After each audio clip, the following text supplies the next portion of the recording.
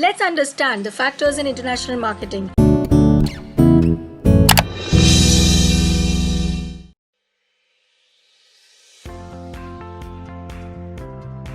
USA, Japan, Germany have dominating position in international marketing, no doubts. Super quality products exported from India and other such nations. Incentives by government to increase sales promotion.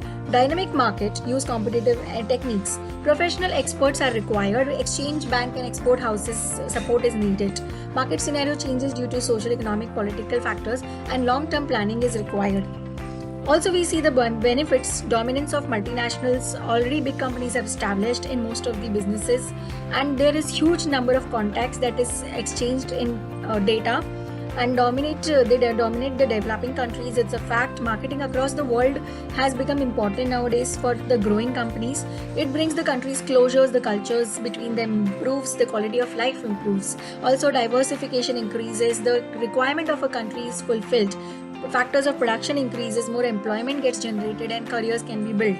The disadvantages of international marketing are various restrictions and barriers make it difficult to initiate. There's a lot of formalities, a lot of money involved, and it can be expensive. Foreign exchange regulations keep changing. Restrictions from ASEAN, ASEAN, LAFTA, LAFTE, TA, EEC, CMEA are continuously to be checked. Artificial barriers like restricted movements of goods and services and unfavorable research can cause problem. High competition, technology updation, risky and complicated, lengthy procedures, formalities may be a lot, like I said, and may lead to a war if there is a trade problem.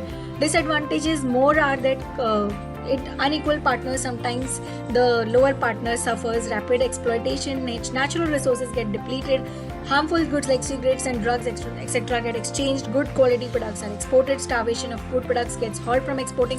One country's gain is other country's loss. Let's see EPRG framework. Home country is superior, sees similarity in foreign countries. Polycentric is each host country is unique, sees differences in foreign countries. Sees regiocentric, it means sees similarity and differences in a world. Region is ethnocentric or polycentric in its own view of the rest of the world. Geocentric is world view, seeing similarity, differences in the home and host countries. So basically ethnocentric, polycentric, regiocentric and geocentric.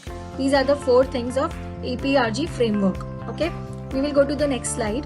An unconscious belief is there that for every country, EPRG framework understands the unique differences and different approaches towards laws, culture and policies. The entire world is a single market for a company. That's how employees cross function. So strategies may be different, but it is a family for successful business integration. Now we will see the difference between domestic market and international market. Social factors affecting international marketing operations are national taste, language, values and beliefs, demography, literacy rate, female workforce, double income families, impulse buying. That's it. First module ends here. Basic difference between domestic market and international market is that there is language, culture similar in domestic market but different in international market. Transport cost is less in domestic, more in international. One currency, lot of currencies in international. Similar factors in domestic, different factors in international. Homogeneous in domestic, heterogeneous in international. Simple and complex, accurate, difficult. Basic interference, high interference. It is interference from government.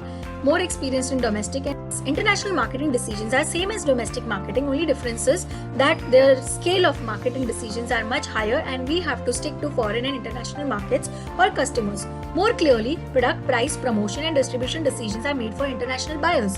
Those firms planning to enter the global markets have to decide international market decisions, market selection decisions, market entry decisions, marketing mix decisions, organizational decisions. So international market decisions, whether to go on international market or not.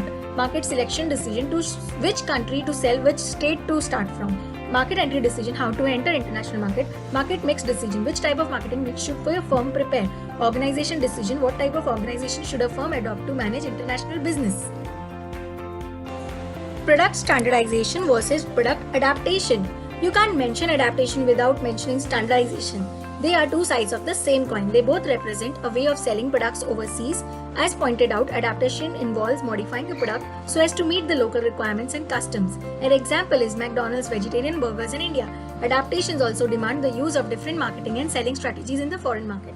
With standardization, products are neither modified nor they are completely changed, but it is how one needs it. One size fits all. So it's a blanket design. Standardization means, okay. So there is foreign markets. There also we just go with the standard products. It is cheap, efficient, and good chance of penetrating because people might be already knowing कि ये दूसरे foreign markets में कैसा कर रहा है. And local regulations also will be supportive, and we know what rules and regulations can be possible in foreign markets. Next, we come to the life cycle of products. Okay. So life cycle means product life cycle theory divides marketing of a product into 4 stages: introduction, growth, maturity, and decline. When product life cycle is based on sales volume, introduction and growth often becomes one stage. For internationally available products, these 3 remaining stages include the effect of outsourcing and foreign production. When a product grows rapidly in a home market, it experiences saturation when low-wage countries imitate it and flood the international market. Afterwards, a product declines, a new and better products come in the market, and the cycle is repeated every time. Controlling and devising plan. Marketing plan compare actual results to your marketing plan to make sure that you are on track. Controls used include checking to make sure enough leads are generated, making sure leads are resulted in sales, and checking specific promotions to ensure that they are working. The key to good organization planning and controlling is to create flexible structure framework which enables to give buffer in changing international market environments and gives time to operate, and it clearly decentralizes the relationships between one branch to another. And still the common standardization should be there, and solutions must be provided in organizational structure because every country is different and hierarchy may be different. One thing is that organizations can work effectively when structure is defined, standards of performance are designed, the career goals are defined for the people working, and control framework is given.